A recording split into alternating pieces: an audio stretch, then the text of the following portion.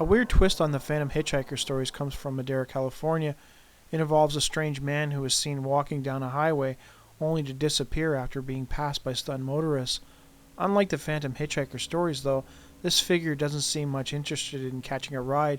Instead, he seems only to want to terrify people unlucky enough to cross his path. On January 1st, 2010, a woman named Christina was driving home with her husband to Clovis from Madera. They were on Avenue 15. After the second stop sign, about 2 miles before the 41 highway, I saw a man walking in the middle of the road on the yellow lines that divided the lanes. He was walking toward me with his eyes down.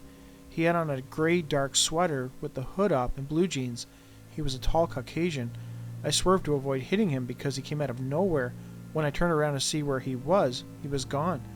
At this point, Christina claims she hit a thick patch of fog, and for some reason, she began to feel sick to her stomach. She found the fog to be strange, as it was a clear night. I wanted to believe it was just a person, but many things made me believe different. The man never looked up at me, and I was going 60 miles per hour and I almost hit him. I was wondering what person does not look up at a car that almost hit them. Furthermore, he was there so suddenly and gone so suddenly. If I had blinked, I would have missed him. Even stranger, Christina claims that even though her husband was looking out the window, right where the man would have been walking, somehow he saw nothing. Christina has tried to explain it away, but has since discovered that others have seen this man. He appeared to be young, early 20s or late teens. I know 2 other people who have seen him on Avenue 18 in Madera also. This is not a joke. I am sick to my stomach just thinking about it, and have since refused to drive home on that street anymore. A woman named Ashley claims she was driving down Avenue 18 with her sister at around 1:30 a.m. when she too saw the strange figure. We saw a white man dressed in blue jeans, gray hoodie with the hood on, and white shoes. We couldn't see his face. He appeared out of nowhere, probably about 5 feet before I almost hit him. He was standing on the white line facing the street. I came inches from him, and he did not flinch. We looked back after, and he was gone.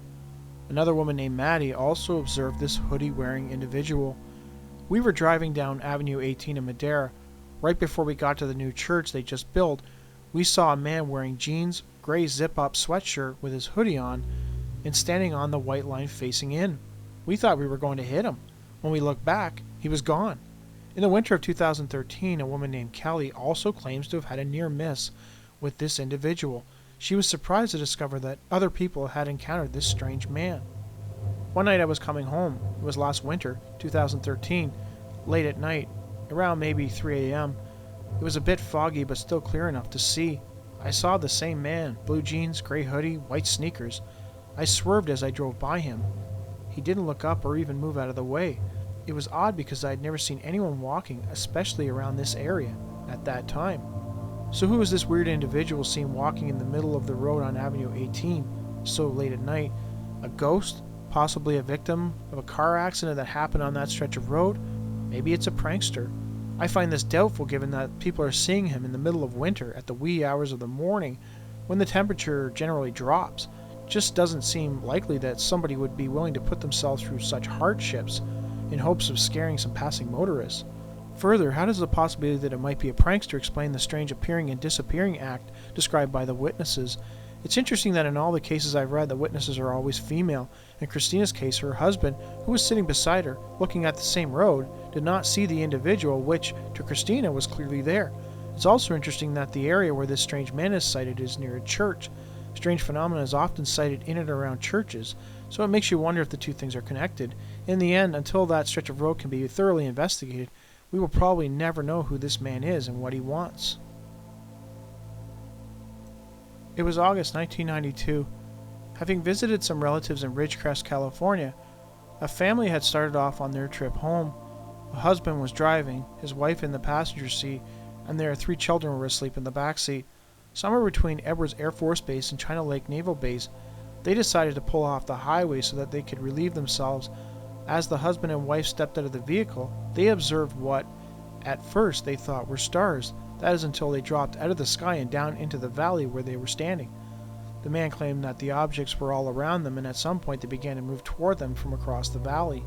They were completely silent. When the objects were less than a half a mile from their position, the lights suddenly went out. From there they rose up and began to do maneuvers in the sky that the witness noted would be impossible for for a plane or a helicopter to do. He then noticed out of the corner of his eye a dull orange orb.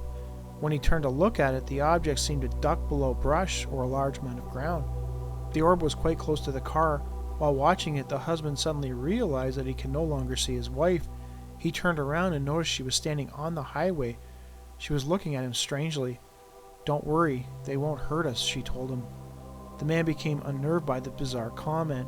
Even though the words were coming out of her mouth, he recognized immediately that this was not her talking.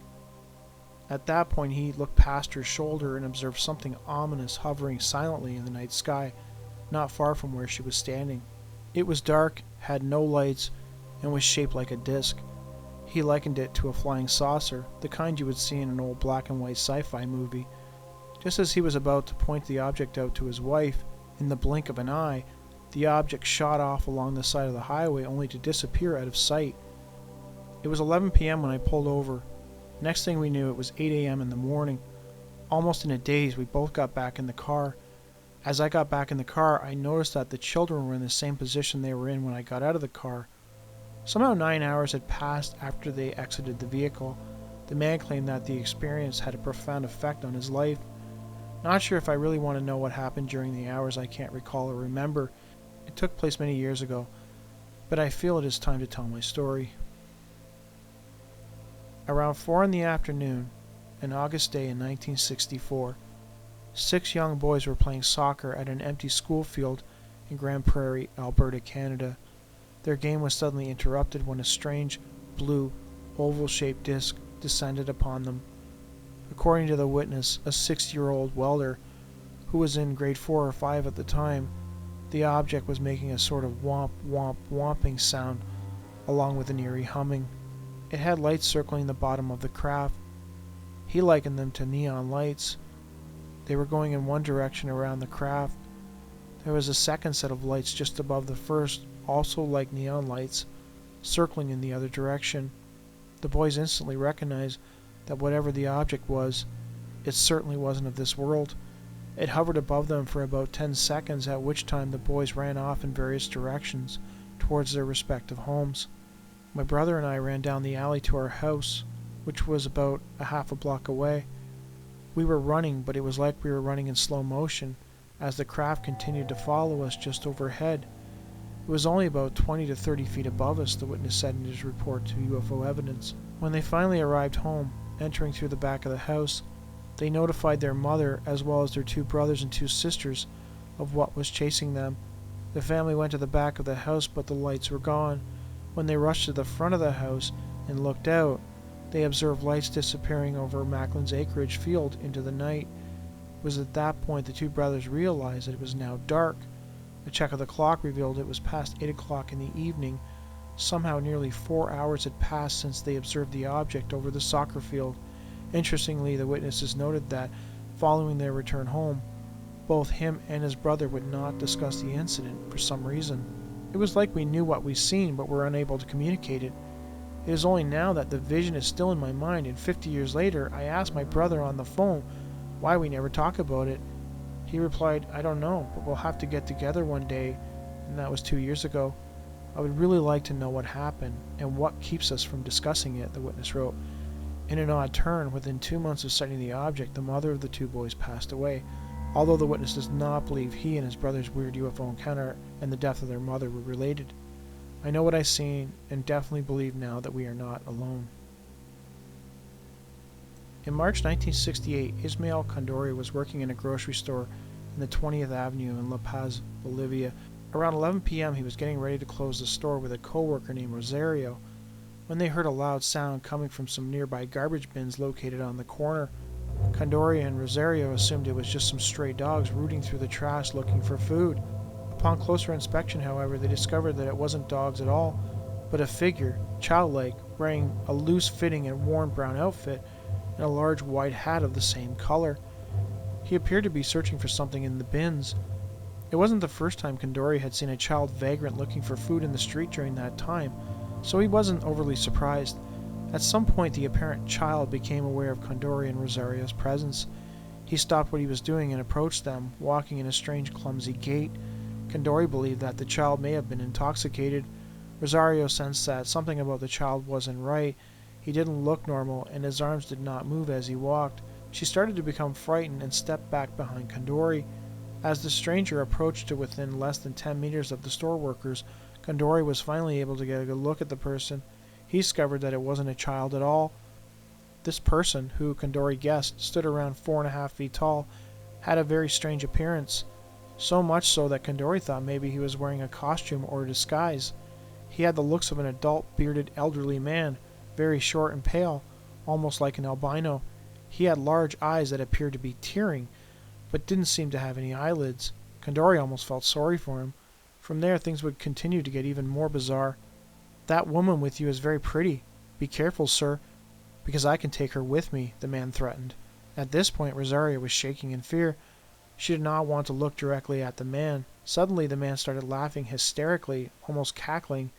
At the same time, he took a tremendous leap into the air, going straight up into the sky and quickly disappearing from sight. Horrified, Kandori and Rosario ran away in fear. Speaking to paranormal investigator Robert Vediger, Kandori was convinced that the man he and Rosario encountered on that March evening was an evil warlock. So traumatized by the encounter, Rosario spoke of becoming ill and did not return to work until a week later. Before speaking to Vediger, Kandori had not told anyone of the bizarre encounter except his wife, who told him not to talk about it. In my Bigfoot and UFOs video, I spoke of a similar encounter, one in which a witness claims they observed a small being rooting through trash looking for something. One has to wonder, what exactly would visitors from either the vast reaches of space or possibly other dimensions be looking for in our trash bins? Further, why in this case would the entity deem it necessary to not only show himself to the witnesses, but threaten them as well? There are so many fantastical elements to this story, namely the man's seeming ability to fly on command, or at the very least be elevated skyward by some unseen force, possibly into a craft which was overhead that Kandori and Rosario were unaware of. While they did not indicate any missing time, one has to wonder if more actually transpired during the encounter that the witnesses could recall. On the other hand, Kandori and Rosario may have been victims of an elaborate prank, one involving makeup, wires, and pulleys, and convincing acting, or had Kandori and Rosario simply hallucinated the whole thing?